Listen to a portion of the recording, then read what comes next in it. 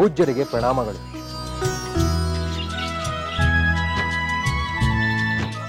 ನನಗೆ ನಮ್ಮ ಪರಿವಾರಕ್ಕೆ ನೀಡಿದ ಆದರೋಪಚಾರಗಳಿಗೆ ಕೃತಜ್ಞತೆಗಳು. ಶತ್ರುಘ್ನ, ಈ ಆಶ್ರಮ ನಿಮ್ಮದೆಂದು, ನಿಮ್ಮ ವಂಶದ ಪೂರ್ವಜರಾದ ಕಲ್ಮಶಪಾದ ಮಹಾರಾಜನದ್ದೆಂದು ನಾನು ಮೊದಲೇ ತಿಳಿಸಿರಲಿಲ್ಲವೇ? ಅದನ್ನು ಕೇಳಿದ ಮೇಲೆ ನನಗೆ ನಿಮ್ಮ ಆಶ್ರಮದ ಬಗ್ಗೆ ವಿಶೇಷವಾದ ಪ್ರೀತಿ ಅಭಿಮಾನಗಳುಂಟಾದವು. ನಾನು ರಾಮ ಕಾರ್ಯ ಮುಗಿಸಿ ಮರಳಿ ಅಯೋಧ್ಯೆಗೆ ಹೋಗುವಾಗ ಮತ್ತೆ ತಮ್ಮ ದರ್ಶನ ಮಾಡಿ ಹೋಗುತ್ತೇನೆ. ಶ್ರೇಯೋಸ್ತು.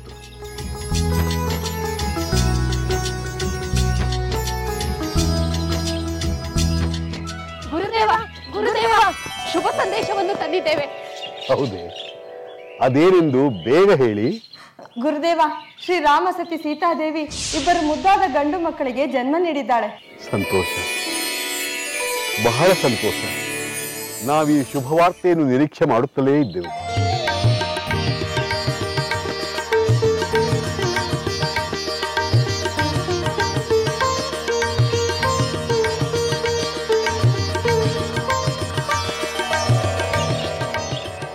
ಗುರುದೇವ, ನೀವೇ ಅವರಿಗೆ ರಕ್ಷೆ ಮಾಡಬೇಕು. ಹಾಗೆಯೇ ಆಗಲಿ. ತೆಗೆದುಕೊಳ್ಳಿ.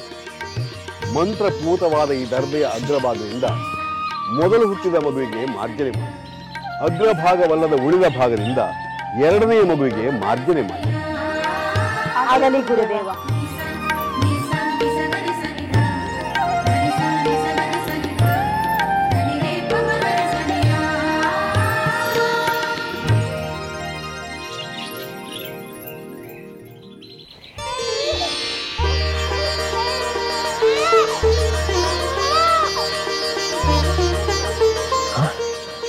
ಹೌದು ಹೌದು ಪ್ರಭು.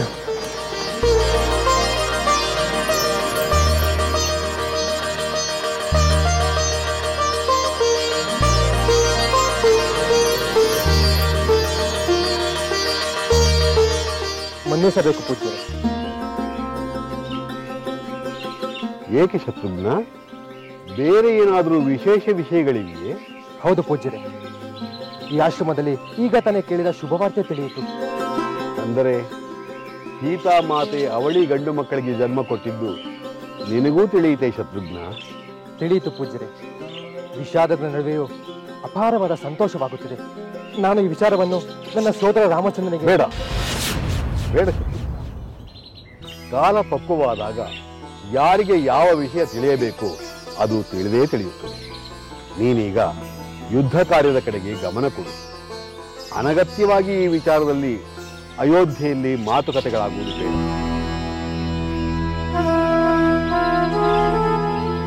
ಅರ್ಥವಾಯಿತು ಪೂಜ್ಯರೇ. ನಿಮ್ಮ ಇಚ್ಛೆಯಂತೆಯೇ ನಡೆಯುತ್ತೇನೆ. ನಾನಿನ್ನು ಹೊರಡುತ್ತೇನೆ. ವಿಜಯೀ ಭವ.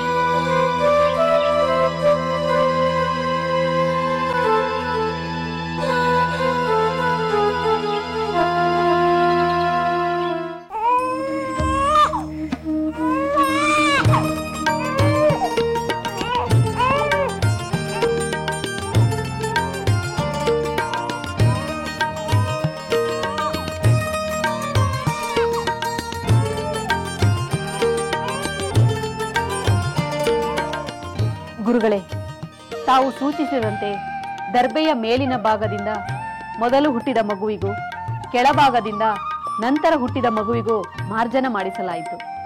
ಇಗೋ, ಇದು ಮೊದಲು ಹುಟ್ಟಿದ ಮಗು, ಇದು ನಂತರ ಹುಟ್ಟಿದ ಮಗು.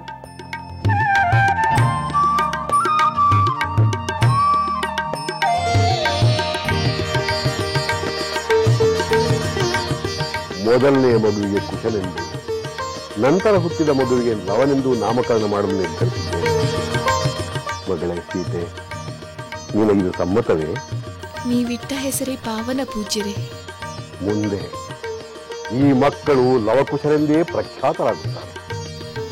ಅರಣ್ಯದಲ್ಲಿ ಅನಾಥಳಾಗಿದ್ದ ನನ್ನನ್ನು ಕರೆತಂದು ಆಶ್ರಯ ನೀಡಿ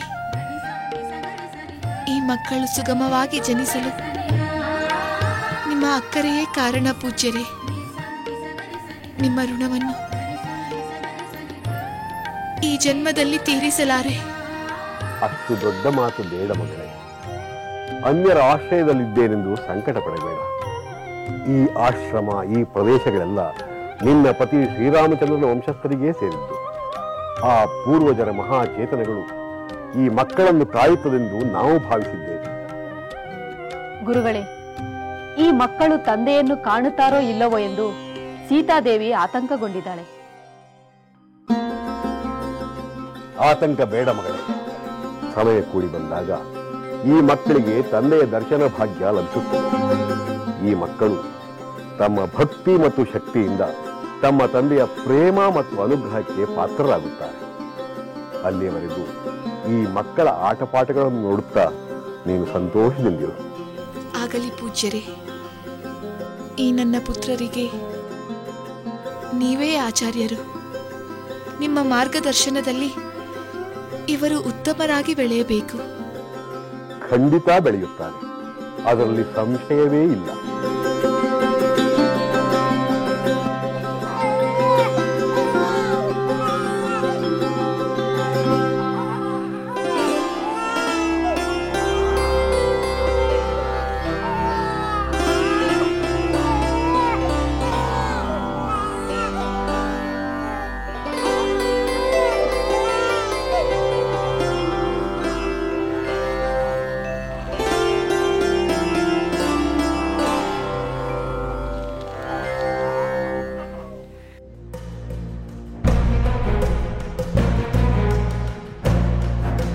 ಎಲ್ಲಿರುವಿರಿ ಸ್ವಾಮಿ? ಎಂಥ ದುಷ್ಟ ರಾಕ್ಷಸರಿದ್ದಾರೋ, ಬೇಗ ಬನ್ನಿ ಸ್ವಾಮಿ. ಸ್ವಾಮಿ, ನನ್ನನ್ನು ಕಾಪಾಡಿ ಸ್ವಾಮಿ. ಸ್ವಾಮಿ, ನನ್ನನ್ನು ಕಾಪಾಡಿ ಸ್ವಾಮಿ.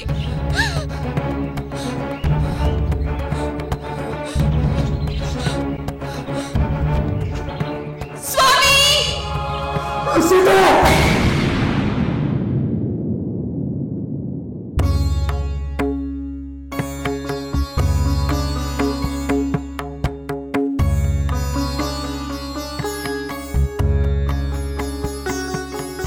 ಸೀತೆ, ಸೀತೆ, ಸೀತೆ, ಸೀತೆ. ಸಹೋದರ ಲಕ್ಷ್ಮಣ, ಯಾವಾಗ ಬಂದೆ? ಈಗ ತಾನೇ ಬಂದೆ. ಭಯ ದುಃಖದಿಂದ ನೀನು ಏನೋ ಯೋಚಿಸುತ್ತಿರುವಂತಿದೆ. ಹೌದು ಲಕ್ಷ್ಮಣ, ಕೆಲವು ತಿಂಗಳ ಹಿಂದೆ ಕಂಡ ಕನಸು ಈಗ ಇದ್ದಕ್ಕಿದ್ದಂತೆ ನೆನಪಾಯಿತು. ಯಾವ ಕನಸು? ಸೀತೆ ಏಕಾಂಗಿಯಾಗಿ ಕಾಡಿನಲ್ಲಿ ಆಕ್ರಂದನ ಮಾಡುತ್ತಿದ್ದ ಕನಸು ಕಂಡಿದ್ದೆ. ಈಗ ಆ ಕನಸು ನಿಜವಾಗಿ ಹೋಯಿತೆಂದು ಸಂಕಟವಾಗುತ್ತಿದೆ ಲಕ್ಷ್ಮಣ. ಸೀತೆ ಈ ಅರಮನೆಯನ್ನು ತೊರೆಯುವಂತಾಯಿತು, ಅದಕ್ಕೆ ನಾನೇ ಕಾರಣವಾಗುವಂತಾಯ್ತಲ್ಲ. ಲಕ್ಷ್ಮಣ, ಹೇಳು ಸಹೋದರ, ಏನಾಗಬೇಕು? ನೀನು ಸೀತೆಯನ್ನು ವಾಲ್ಮೀಕಿ ಮಹರ್ಷಿಗಳ ಆಶ್ರಮದ ಬಳಿಯಲ್ಲೇ ಬಿಟ್ಟು ಬಂದೆ ಅಲ್ಲವೇ? ಹೌದು ಸಹೋದರ, ಅಲ್ಲೇ ಬಿಟ್ಟು ಬಂದೆ. ನಾವು ಬಂದ ಸ್ವಲ್ಪ ಹೊತ್ತಿಗೆ ಅತ್ತಿಗೆ ಖಂಡಿತ ವಾಲ್ಮೀಕಿ ಮಹರ್ಷಿಗಳ ಆಶ್ರಮ ಸೇರಿರುತ್ತಾರೆ. ಹಾಗಾಗಿದ್ದರೆ ಚಿಂತೆ ಇಲ್ಲ. ಇಲ್ಲವಾದರೆ ಗರ್ಭಿಣಿಯಾದ ಅವಳು ಎಲ್ಲಿ ಹೇಗೆ ತಾನೇ ಮಗುವಿಗೆ ಜನ್ಮ ನೀಡುತ್ತಾಳೆ? ಮಹಾಪತಿವ್ರತೆಯಾದ ನನ್ನ ಅತ್ತಿಗೆಯ ವಿಷಯದಲ್ಲಿ ದೈವ ಇಷ್ಟು ನಿರ್ದಯನಾಗುವುದಿಲ್ಲ ಸಹೋದರ. ಅವರು ಖಂಡಿತ ವಾಲ್ಮೀಕಿ ಮಹರ್ಷಿಗಳ ಆಶ್ರಮದಲ್ಲಿ ಸುಖವಾಗಿ ತಾಯಿಯಾಗುತ್ತಾರೆ. ನೀನು ಚಿಂತಿಸಬೇಡ. ಅಷ್ಟಾದರೆ ಸಾಕು.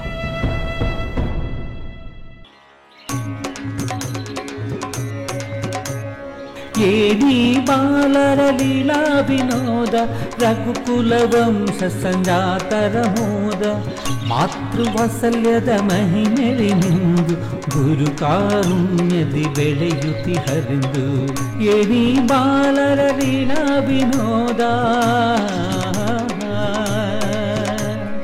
ಅಯೋಧ್ಯೆಯರ ಮನೆಯಲ್ಲಿ ಮೆರೆಯುವ ಬಾಲರು, ಮುನಿಯಾಶ್ರಮದಿ ಬೆಳೆಯುತ್ತಲಿಹರು. ಹಂಸತೂಲಿಕದಲ್ಲಿ ಪವಡಿಸುವಂತವರು, ತಾಯಿ ಮಡಿಲಿನಲ್ಲಿ ಆ ಭಾಗ್ಯವ ಕಂಡರು.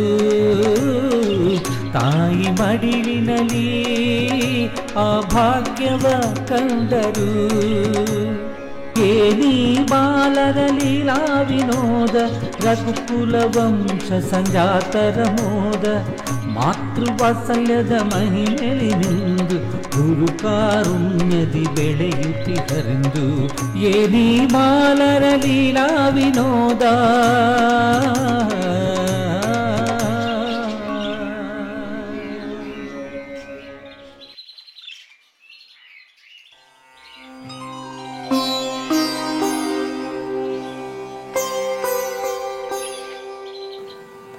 ಮಗಳೇ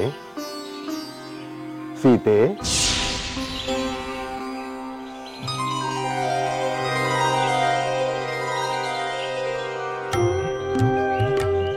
ಮಕ್ಕಳನ್ನು ನೋಡುತ್ತಾ ನೋಡುತ್ತಾ ಆನಂದದಿಂದ ಅರಳಿದ್ದ ನಿನ್ನ ಮುಖಾರವಿಂದ ಏಕೆ ಬಾಡಿತು? ಯಾವ ಚಿಂತೆಯಿಂದ ಆನಂದಕ್ಕೆ ಅಡ್ಡಿ ಉಂಟು ಮಾಡಿತು? ಕ್ಷಮಿಸಿ ಪೂಜ್ಯರೇ, ಏನೋ ನೆನಪಾಯಿತು. ಅಯೋಧ್ಯೆ ನೆನಪಾಯಿತೆ? ಹೌದು ಪೂಜ್ಯರೇ, ರಾಜಕುಮಾರರಾದ ನನ್ನ ಮಕ್ಕಳು ಅಯೋಧ್ಯೆಯಲ್ಲಿದ್ದರೆ ನಿಜವಾದ ಕುದುರೆಗಳ ಮೇಲೆ ಕುಳಿತು ಆಡಬಹುದಾಗಿತ್ತು. ಅದು ನಿನ್ನ ವಿಷಾದಕ್ಕೆ ಕಾರಣವಾಯಿತು. ಹೌದು, ನಿನ್ನ ದೃಷ್ಟಿಯಲ್ಲಿ ನಿನ್ನ ಮಕ್ಕಳು ರಾಜಕುಮಾರರಾಗಿ ಅಯೋಧ್ಯೆಯಲ್ಲಿ ಬೆಳೆಯುತ್ತಿದ್ದರೆ ಅದಕ್ಕೆ ತಕ್ಕ ಹಾಗೆ ಇರುತ್ತಿದ್ದರು. ಆದರೆ ಮುಗ್ಧ ಮನಸ್ಸಿನ ಈ ಮಕ್ಕಳಲ್ಲಿ ರಾಜಕುಮಾರರು ಸಾಮಾನ್ಯರು ಎಂಬ ಯಾವ ತಾರತಮ್ಯವೂ ಇಲ್ಲ. ಪ್ರಾಪಂಚಿಕವಾದ ಯಾವ ಸ್ಥಾನಮಾನಗಳ ಭ್ರಮೆಗೂ ಒಳಪಡದೆ ಪರಿಶುದ್ಧರಾಗಿದ್ದಾರೆ. ಮಗಳೇ, ಇವರ ಆನಂದವು ಪರಿಶುದ್ಧ ಗಂಗಾಜಲದಂತೆ ನಿರ್ಮಲವಾಗಿಲ್ಲವೇ? ಹೌದು ಪೂಜ್ಯರೇ, ನನ್ನ ಮಕ್ಕಳು ನಿಜವಾಗಲೂ ಆನಂದ ಪಡುತ್ತಿದ್ದಾರೆ. ಅವರಿಗೆ ತಾವು ರಾಜಕುಮಾರರೆಂಬ ಅರಿವೇ ಇಲ್ಲ. ಅಂದರೆ ಮಕ್ಕಳ ಆನಂದಕ್ಕೆ ಅರಮನೆಯಾಗಲಿ ಆಶ್ರಮವಾಗಲಿ ಯಾವ ವ್ಯತ್ಯಾಸವೂ ಇಲ್ಲ. ಅವರ ಆನಂದವನ್ನು ಕಂಡು ನಾವು ಆನಂದ ಪಡುವುದೇ ಸರಿ. ನಿಮ್ಮ ಮಾತು ನಿಜ ಪೂಜ್ಯರೇ. ನಾವೆಲ್ಲರೂ ಈ ಮಕ್ಕಳಂತೆ ಮುಗ್ಧರಾಗಿ ಹುಟ್ಟುತ್ತೇವೆ. ಬೆಳೆಯುತ್ತಾ ಬೆಳೆಯುತ್ತಾ ಎಲ್ಲ ಬಗೆಯ ತಾರತಮ್ಯಗಳ ಭ್ರಮೆಗಳನ್ನು ಕಲಿತುಕೊಳ್ಳುತ್ತೇವೆ. ಇಷ್ಟು ಅರ್ಥವಾದರೆ ಸಾಕು. ಮಗಳೇ, ಈ ಚಿಂತೆ ವಿಷಾದಗಳನ್ನು ಬಿಡು. ಅರಮನೆ ಇಲ್ಲದೆ, ಆನೆ ಕುದುರೆಗಳಿಲ್ಲದೆ, ಬೆಳ್ಳಿ ಬಂಗಾರವಿಲ್ಲದೆ, ಪಟ್ಟೆ ಪೀತಾಂಬರಗಳಿಲ್ಲದೆ ಸ್ವಚ್ಛಂದವಾದ ಸಂತೋಷದ ಸುಗಂಧವನ್ನು ಬೀರುತ್ತಿರುವ ಈ ಮಕ್ಕಳನ್ನು ಕಂಡು ಧನ್ಯತೆಯನ್ನು ಅನುಭವಿಸುತ್ತಾಯಿ. ಕ್ಷಮಿಸಿ ಪೂಜ್ಯರೇ, ಕ್ಷಣ ಮಾತ್ರ ನನ್ನ ಮಕ್ಕಳು ರಾಜಕುಮಾರರು, ಆ ಸುಖಗಳಿಂದ ವಂಚಿತರಾದರೆಂಬ ಭಾವನೆ ಬಂದದ್ದು ನಿಜ. ಅವರು ರಾಜಕುಮಾರರೆಂಬುದನ್ನು ಮರೆತು ಕೇವಲ ಮಕ್ಕಳೆಂದುಕೊಳ್ಳುವುದೇ ವಿವೇಕ. ನಾನು, ನೀನು ಎಲ್ಲರೂ ಹಾಗೆಯೇ ಭಾವಿಸಬೇಕು. ಈ ಮಕ್ಕಳು ತಮ್ಮ ತಂದೆಯನ್ನು ಸೇರುವವರೆಗೂ ತಾವು ರಾಜಕುಮಾರರೆಂದು ನಾವು ಯಾರಿಗೂ ತಿಳಿಸುವುದು ಬೇಡ. ನಮ್ಮ ಆಶ್ರಮವಾಸಿಗಳೆಲ್ಲರಿಗೂ ನಾನಿದನ್ನು ಹೇಳಿದ್ದೇನೆ. ತಾವುಗಳು ರಾಜಕುಮಾರರೆಂದು, ತಮ್ಮ ತಂದೆ ತಾಯಿಯನ್ನು ತ್ಯಜಿಸಿದ್ದಾನೆಂದು, ತಾಯಿ ಆಶ್ರಮದಲ್ಲಿ ಆಶ್ರಯ ಪಡೆದಿದ್ದಾಳೆಂದು ಈ ಎಲ್ಲ ವಿಷಯಗಳೂ ಮಕ್ಕಳಿಗೆ ಗೊತ್ತಾದರೆ ಮುಗ್ಧ ಮನಸ್ಸಿನ ಈ ಮಕ್ಕಳ ಮನಸ್ಸಿನ ಮೇಲೆ ಎಷ್ಟು ಪ್ರಶ್ನೆಗಳು, ಎಷ್ಟು ನೋವುಗಳು ಏಳುತ್ತದೆಂದು ನೀನೇ ಯೋಚಿಸು. ಹೌದು ಪೂಜ್ಯರೇ, ನನ್ನ ಮಕ್ಕಳು ಈಗಿನಿಂದಲೇ ತಮ್ಮ ತಂದೆಯ ಬಗ್ಗೆ ಅಗೌರವದ ಭಾವನೆಯನ್ನು ಬೆಳೆಸಿಕೊಳ್ಳಬಾರದು. ಮಗಳೇ, ಈ ಚಿಂತೆಯನ್ನು ಬಿಡು. ನಿನ್ನ ಮಕ್ಕಳು ನಮ್ಮ ಆಶ್ರಮದ ಬೆಳಕಾಗಿ ಬೆಳೆಯುತ್ತಾರೆ. ಮಗಳೇ, ಕಳೆದು ಹೋದ ನಿಧಿಗಾಗಿ ಕೊರಗುವುದರ ಬದಲು ಕೈಯಲ್ಲಿರುವ ಸಂಪತ್ತನ್ನು ಸಂತೋಷದಿಂದ ಅನುಭವಿಸಿ.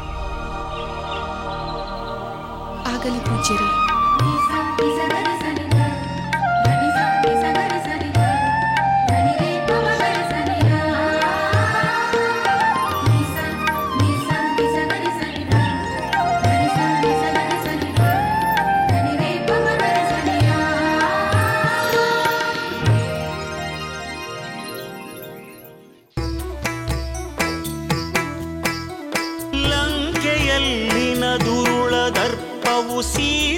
ಸಹನೆಗೆ ಸೋತಿತು. ಅಂತ್ಯ ಇರದ ಅಸುರ ಕುಲವು ರಾಮ ಬಾಣಕ್ಕೆ ಅಡಗಿತು. ದೂರವಿರಲಿ ಸನಿಹವಿರಲಿ ರಾಮ ಹೃದಯ ನಿವಾಸಿನಿ. ಯುಗವು ಯುಗವು ಸಾಗಲಿ ಅಕಳಂಕ ಪ್ರೇಮ ಪ್ರಬೋಧಿನಿ. ಅಮರ ಗಾಧೆ ಧರಣಿ ಜಾತೆ ಸಾಧ್ವೆ ಸೀತೆ ಸುಚರಿತೆ. ಸಹನ ಪತಿಯ ಭಕ್ತಿ ಲೋಕಮಾನ್ಯ ವಂದಿತೆ.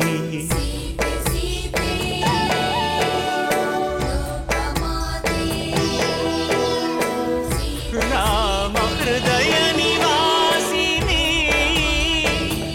ಅಕಳಂಕ ಪ್ರೇಮ ಪ್ರಬೋಧಿನಿ. ಸೀತೆ